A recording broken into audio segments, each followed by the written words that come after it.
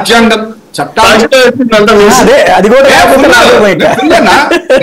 Full నీకేమన్నా వదిలిపెడతావా ఏంటి పనేవాడివే. అది విచిత్రంగా గోల్డెన్ మ్యాన్ లాగా చైన్ చేసి కూడా ఆయన కూర్చున్న ఫోటోనేగా అది గ్రాఫిక్ కాదు. మళ్ళా మా చౌదరి గారు దాన్ని ఏదో పొరపాటు పడతారు. అది గ్రాఫిక్ కాదు, అది అట్లా చక్కటి బంగారం కుర్చీ అంటే సువాసనది. మన ఆయన పేరు అమిత్ షా గారు, మురళి గారు వాళ్ళు వెళ్ళినప్పుడు దాని మీద కూర్చొని ఆయన మాట్లాడతాడు. సార్ ఇంకొకటి నిమిషం సార్, ఎస్పెషల్లీ రామోజీరావు గారు అంటే మనందరికీ కూడా గౌరవం ఉండటంలో తప్పేం లేదు. ఎందుకంటే ఆయన పచ్చళ్ళు అమ్మాడా, పేపర్లు అమ్మాడా, లేకపోతే ఇంకోటి చేశాడా పక్కన పెట్టించాడు.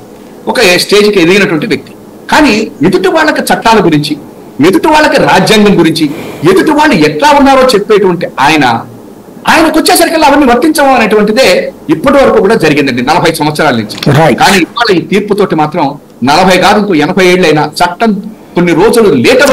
మీరు కనుక ప్రభుత్వంలో లేకపోతే ఏమవుతుందా కేసు? అసలు అయిపోయేది కదా సార్, ఏముంది ఇంపీడ్ అయ్యేవాడు కాదు. రేపు లేకపోతే అంటున్నా, నెక్స్ట్ 6 నెలల్లో విచారణ 6 నెలల పాటు ఉంది. అప్పుడు మీరు లేకపోతే ఏమవుతుంది కేసు? ఇంకిప్పుడు ఆగేది లేదు సార్, ఇంకిప్పుడు ఆగదు. ఎందుకంటే మేము ఆల్రెడీ ట్రై చేసాం. వైపులా అక్కడ ఉన్నది రేవంత్ ప్రభుత్వం, ఇక్కడ ఉన్నది చంద్రబాబు ప్రభుత్వం వచ్చింది అనుకోండి, ఏం చేస్తారు అక్కడ? టైగర్ ఇదే విషయం వచ్చింది.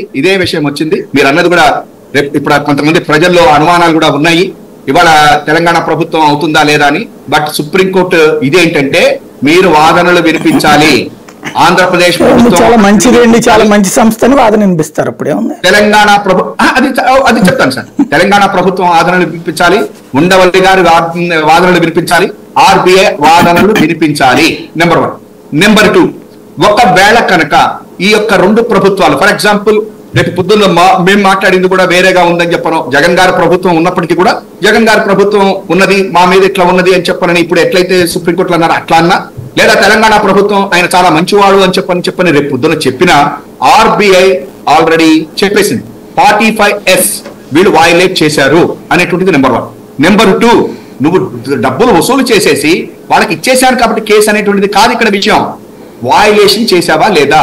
ఒక సెక్షన్ 45S వయలేషన్ చేశావు, దానికి శిక్ష ఉంటుంది. నువ్వు డబ్బులు వెనక్కి ఇచ్చేసేయచ్చు. దొంగతనం చేశాక పోలీసు వాళ్ళ దగ్గరికి రాగానే ఇచ్చేసేయచ్చు. అంత మాత్రం నుంచి పట్టుకున్న తర్వాత దొంగని వదిలేసే ప్రసక్తి ఉండదు. కాబట్టి ఎవరు ఏమున్నా కాదు. రెండోది, మీరు కూడా భయపడద్దు. ప్రజలందరికీ నేను మళ్ళా చెప్తా ఉన్నా, నెక్స్ట్ వచ్చేది జగన్ గారి ప్రభుత్వమే. డోంట్ వరీ, ఈ కేసుని చివరి దాకా తీసుకుని వెళ్తాం. ఇది రామోజీ గారి మీద ఎటువంటి కోపంతోటో తాపంతోటో మాత్రం కాదు. చట్టం అందరికీ సమానమే, చట్టం పరిధిలో అందరూ ఉండాల్సిందే అనేటువంటిది ప్రజలకి వ్యవస్థ. జగన్ ప్రభుత్వం ఈ కేసును గట్టిగా వాదిస్తుంది. రేపు అవినాష్ రెడ్డికి కూడా చట్టం అట్లా పనిచేస్తుంటే బాగుండేది సార్. ప్లీజ్ సాయి గారు,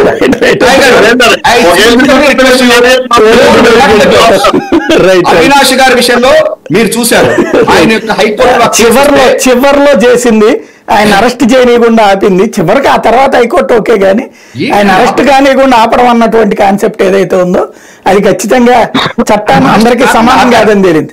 2-3 రోజుల పాటు ధర్నాలు చేస్తా. మీరు కూడా నేను చూశానండి. విషయం అడుగుతున్నా, అది కాదండి మీరు ఇంత మాట అన్నారు కాబట్టి అడుగుతున్నా. ఆ రోజు అవినాష్ రెడ్డి గారి కేసులో హైకోర్టులో ఆర్గ్యుమెంట్ జరుగుతుంటే ఒక జడ్జి గారి గురించి రాసినటువంటి దానికంటే కూడా ఎక్కువ ఒక జడ్జి గారి రాశారు కాదంతా. రైట్.